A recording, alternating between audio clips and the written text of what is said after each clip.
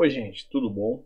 Olha só, eu vou deixar aqui mais um vídeo para a gente esclarecer alguns aspectos sobre números aleatórios que a gente vem falando e às vezes não fica muito claro, certo?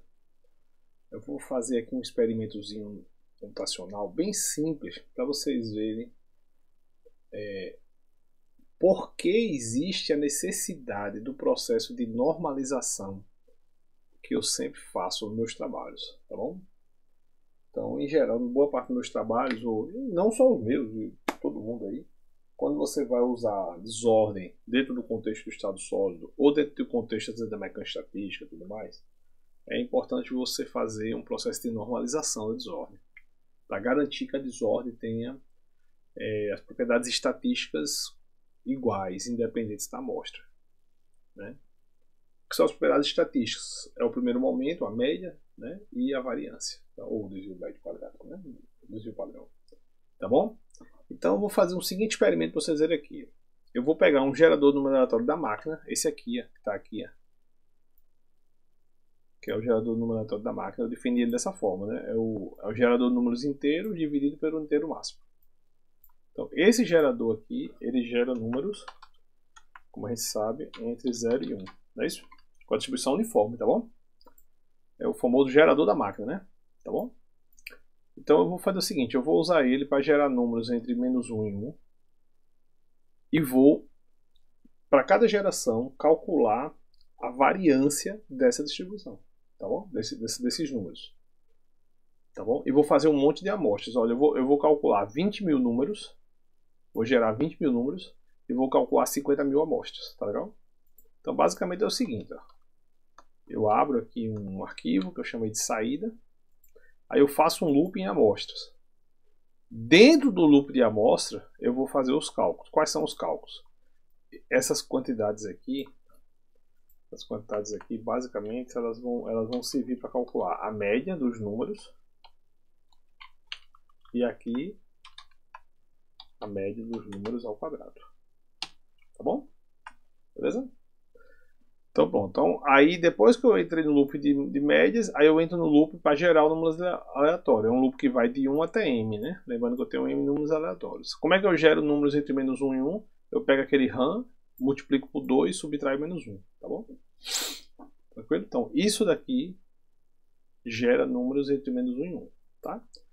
Aí eu vou guardar esses números no vetor, para depois a gente trabalhar eles. Mas por hora eu vou usar pouco esse vetor, eu vou só guardar ele aqui, tá? Então vamos lá. Então vamos calcular a média. Como é que calcular a média de uma coisa, gente? A média de uma coisa é você somar todos os valores. Você tem uma série com 100 pontos. Se eu quero calcular a média dessa série, como é que eu faço? Eu somo todos esses pontos e divido por 100. Se eu quero calcular a média quadrática, eu somo todos os pontos da série ao quadrado e divido pelo número de pontos. Tá bom? Então é isso que eu estou fazendo aqui. Aqui eu estou calculando a média e aqui eu estou calculando a média ao quadrado. Tá bom? Aí o que é que eu venho aqui? Divido a média, né? A média é igual a essa soma dividido por m.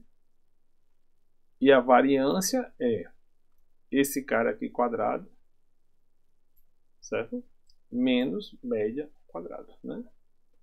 Então, esse cara aqui, que é o valor mediano de 2, menos a média elevado ao quadrado, ou seja, a média vezes a média. Então, isso aqui é a variância, tá?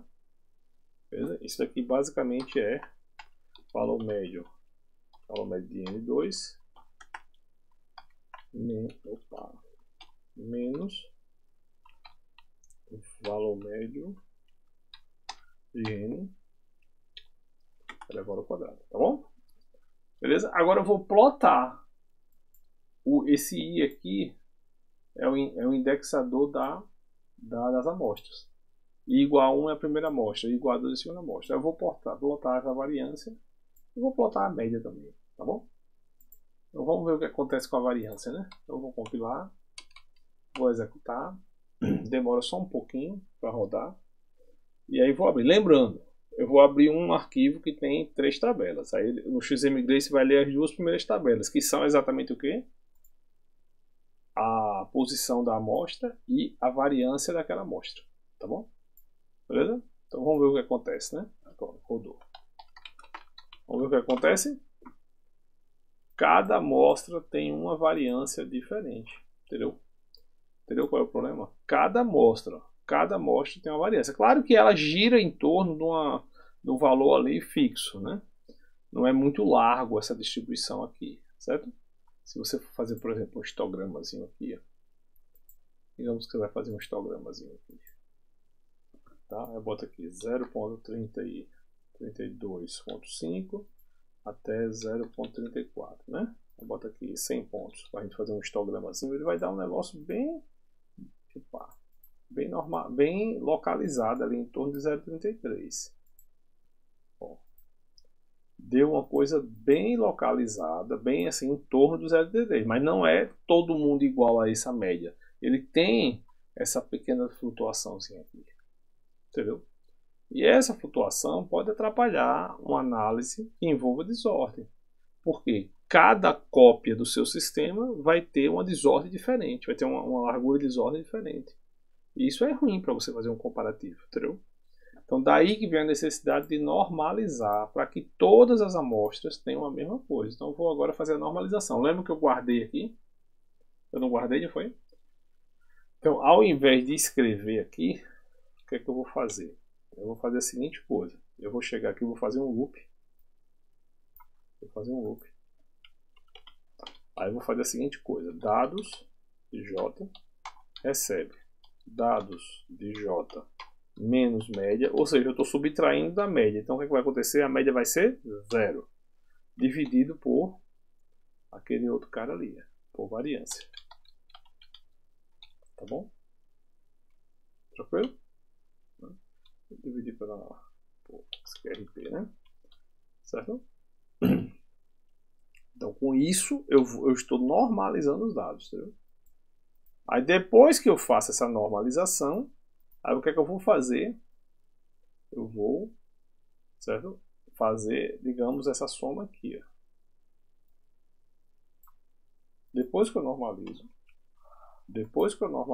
eu vou recalcular essa soma. Tá bom? Então,